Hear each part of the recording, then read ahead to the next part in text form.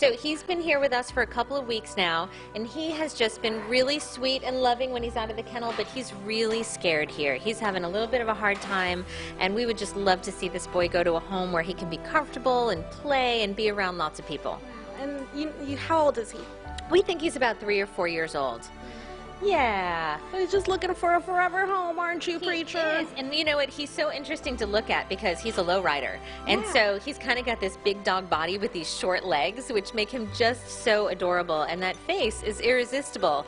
So I think he would be great, really, in any kind of home. We can dog test him. So if you bring your dog up, if you've got dogs at home, we'd be happy to do a meet and greet.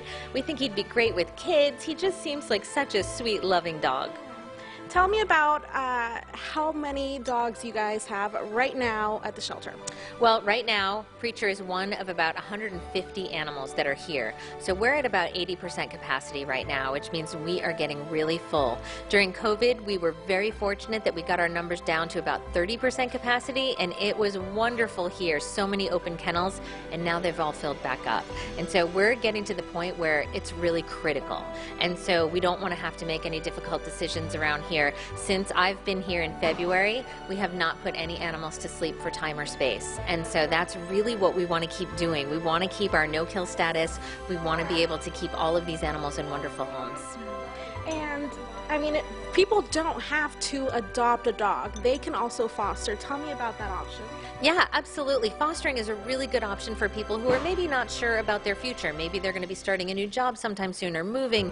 Keeping a dog in your home for even a week to give them a break from the shelter can change their whole life, because since they have such a hard time here, if they go home and they can relax in a home with people and get to know them, oftentimes that makes them more adoptable. And so the whole goal of our foster program is to make animals more adoptable. So we ask people to keep them in their home for anywhere from 1 week to 3 months. And during that time, they basically help us to help the animals get homes. And in order to become a foster parent, what do they have to do? So in order to be a foster parent, you actually have to be a volunteer here at the Humane Society. So all you have to do is come and fill out some forms. We do a background check, and then we talk to you about exactly what it means to be a foster family. And so the requirements really are that you have a lot of love to give. You can give them a home and the love and the food that they need. We continue to provide the medical care if they need it. And you would keep that animal for as long as it takes to get them adopted. But part of being a foster is actually helping us get that animal adopted, using social media, marketing to your friends and family. And so if everybody did that, could you imagine if 100 people said, yes, I am willing to help with one dog? That would be 100 animals out of this shelter. You mentioned that this has been a no-kill shelter since February. How does it feel to know that you've been a part of that? Yeah, so you know, it's pretty amazing. So we've had no-kill status for many years now. So no-kill status basically means over 90% of the animals are leaving here alive. And so the shelter, the community has done an amazing job at making this facility have its no-kill status for many years now. But during that time period, of course, animals still had to be euthanized for time and space to some degree, mainly for medical and behavioral reasons. You know, they obviously do everything that they can to make sure that that doesn't have to happen. But since February, we've really been increasing our life-saving numbers to the point that for the past few months, we have had a 99% live exit rate, which is outrageous and amazing. And we're so happy.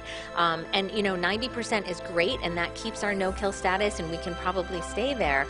But really, for those of us who really love animals, which is pretty much everybody here, 90% just isn't enough, right? We want 99% of these animals leaving here so that only the animals that need to be humanely euthanized are, and not for time and space. And so it's, you know, it's a great feeling knowing that they're all going into wonderful homes, and we just want to make sure that just keeps happening every single day. Like every day we get new animals in, we need more leaving here than actually come in. All right, well, you heard it, 150 animals right here at the Humane Society of Central Texas. Come on down and come adopt a pet. A dog, I mean, you have a lot of dogs, right? A lot of different dogs. We do. Small, And big, cats. any kinds. Yeah. Yes. All right, Paula, well, thank you so much for having us. Thank you. Good time to get a furry friend. Yeah, they all need forever homes. Go look and Yes. see if you fall in love. You will. You probably will, and you'll adopt one. That's what happens to me.